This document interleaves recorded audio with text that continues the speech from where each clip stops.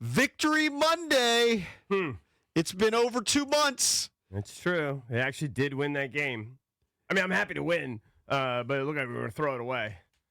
Believe me, I'm happy to win. I know the tankers are pissed, but God, what a frustrating game. But it is good. It is good to finally be on the right side of it. And, man, did you see how, if you watch any of the locker room scenes, those guys, they were so happy. Of course, they hadn't won a game in 2 months. Do you know how depressing it is to lose week in and week out? It's funny you started off the show with the word happy. I actually put that up as our Junkies poll of the day, sponsored by Surfside. Use the code JUNKS at store.statesidevodka.com to get 25% off select merchandise, tees, hats, hoodies, and more.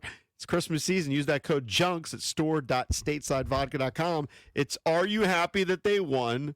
Or the other option is no, worst draft pick. What is your initial instinct? It's only been up for a couple of minutes. Literally just put it up right before the show. I always want to win. Good organizations find good players. There's always good players in every round. Sure, you might miss out on some superstars, but there are other superstars you get later.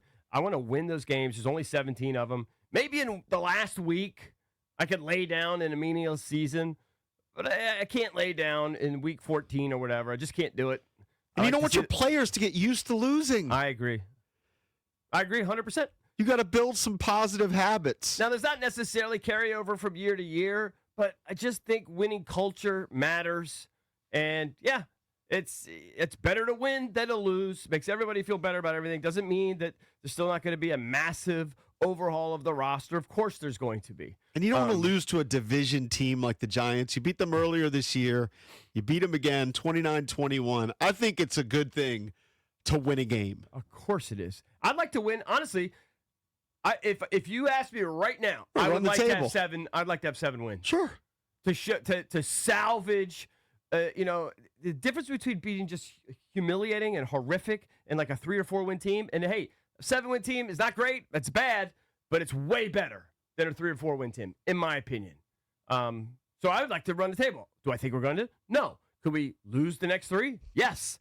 But I like winning. I like to try to win. Obviously, it was very important to DQ to get a W. He talked about how difficult it's been the last 8 weeks or so, and you would see it in his face. I saw some resignation in the last 3 or 4 weeks, and I kind of had wondered where his head was at, but you could tell it was weighing on him big time. No, they're competitors.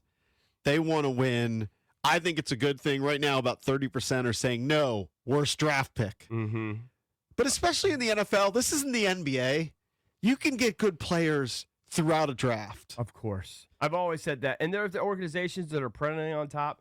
You could talk about a team like the Ravens. They never really bottomed out. The Steelers are always competitive. They never bottom out. Organizations like that, they're proven winners. You don't have to bottom out to get back on top. So I like to win. I thought it was good that they won. I was extremely frustrated watching them continue to fumble the ball, not protect the ball. Marcus Mariota every week is good for one of the most boneheaded plays you could ever imagine for a guy of his experience. I don't think you can criticize him too much. First of all, they didn't pass much. He only completes 10 passes, but he throws for 211 yards. You had some explosive plays. He's got to protect the football. That's his number one job, especially in that instance there. All you got to do is fall down, and we're going to win the game. We're going to seal the game. You just got to have situational awareness. And a lot of times he doesn't have that. So he does a lot of great things, or good things. He does a lot of good things for, most of the game. But then there are situational times where it just has like rookie blunders. That's what's maddening. We're going to be talking about it throughout the show here on a Victory Monday presented by Chiniga Mayos, a 2025 top workplace. Visit careerswithmios.com. They've had a simple formula when they've won games this year, whether it's with Jaden Daniels under center or Marcus Mariota. It's they run the football. And yesterday was the resurgence of Bill. Ja'Cory Croskey-Merritt goes for almost 100 yards, 18 carries, 96 yards, 1 touchdown. He last did that in week 5 against the Chargers, where he ran for 111 yards and 2 touchdowns, and everybody was going crazy.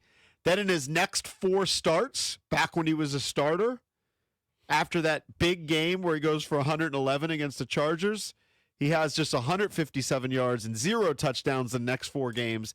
That's when they started shuffling things around, started leaning on Rodriguez more, McNichols some. But Bill has a big game. He still has to protect the football. And that is the way they win the football games. They are not a passing team first. They're a running team first. It kind of defies logic because you think Cliff Kingsbury, air raid, they're going to be throwing the football over the place, but he likes to run the football. Well, he didn't have that many choices. I mean, you got Terry's your best receiver, and not much else. Well, here's a statistic in Tashawn Reed's article in the Washington Post that jumped out at me. In games in which Washington has called design runs on at least 40% of its plays, they've averaged 24.2 points, which I know is not great compared to last year. But in games in which they've failed to meet that mark, they average just 14.6 points. Well, a lot of that, too, is you're behind. Remember. Sometimes. We're behind. Sometimes, but they've had success when they've run the football successfully. Sure, I'm not against running. I like running. You split it, but I like to air it out, too, and we just need more threats there, frankly. Noah Brown, I mean, God bless him. I don't want to, he's injury prone. You can't bring him back. You just can't bring him back. It's great to see Jalen Laney return a punt for a touchdown. It's his second one this year. First guy to do that since our colleague, Brian Mitchell. Right. Do 2 in 1 year, so that's great. We just need to get him more involved in the passing game. He's clearly an explosive player. But, yeah, they need to upgrade there. I mean, Debo made some plays. He looked a little bit more explosive yesterday maybe than he has in the last few weeks. So that was good. I mean, overall, they beat a bad team, but they easily could have lost it. They almost gave it away, but the win feels good. I can tell you that. As a fan, I'm excited just to not just talk awful about them all week.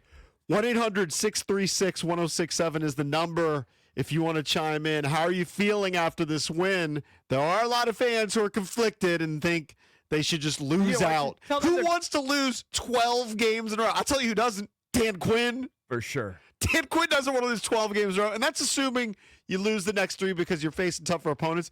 You can beat the Cowboys, and you know what? You can beat the Eagles. We'll see what happens here these last 3 games. But this was a game against the Giants, and last week we kind of kicked around if you're one of the teams in the division, right? Eagles are going to win the division. They're in the playoffs seemingly year after year. They got this great roster. But if you're one of the other teams, who would you rather be in terms of like the future? Who has more hope? I would much rather be a Commanders fan than a Giants fan.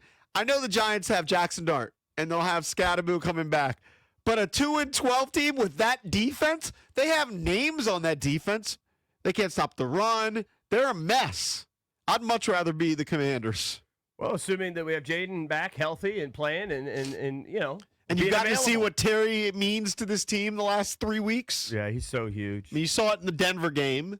And then in this game, the guy just makes big-time plays. Yeah, I mean, it's just a shame they don't get him more involved, frankly. I mean, you know, they were successful running the ball, ran it 37 times, including Marcus's 10 runs. But Terry's, you'd like to see him get more than 4 targets.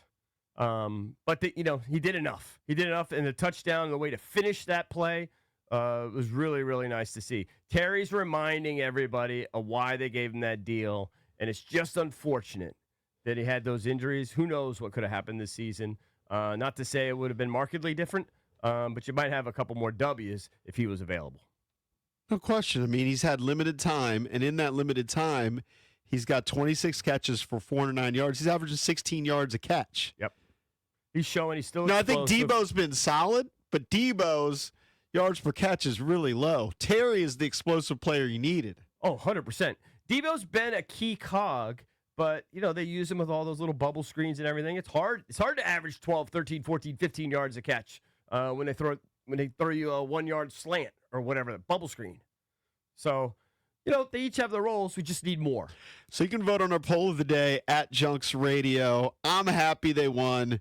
I mean, it just gets tired, too, doing Misery Monday after Misery Monday. Well, I mean, it's hard to motivate yourself to even watch the game. I mean, I'll be honest with you. If that Colts game was on at the same time, I would have had both games on, and I would have had the audio up on the Colts game. To watch Phillip Rivers. 100%. Yeah, it's we'll talk about that later in the show. I mean, it was a great accomplishment for him to be on the field, and he had a touchdown pass, his first one in 5 years. It's funny because I saw a clip just online of his first completion, and it was a flutter ball out to Jonathan Taylor. It didn't look good. He never had a big arm. It didn't look good, but it got there. And you look at the final line. He was a dink and dunker. Like when I was watching, it was a dink and dunker. I watched the entire game. He competed his ass off. Yeah. To do what and look, they could have won the game.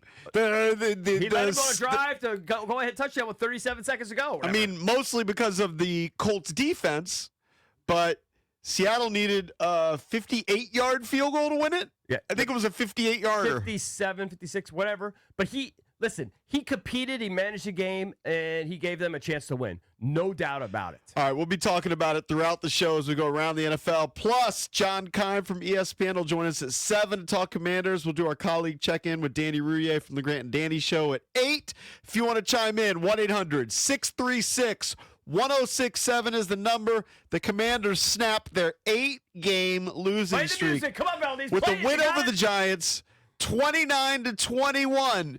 Are you happy they won? How are you feeling with Marcus Mariota leading you to a victory and Ja'Cory Croskey-Merritt, a.k.a. Bill, running for 96 yards and a touchdown? 1-800-636-1067. We're the Junkies on a Victory Monday.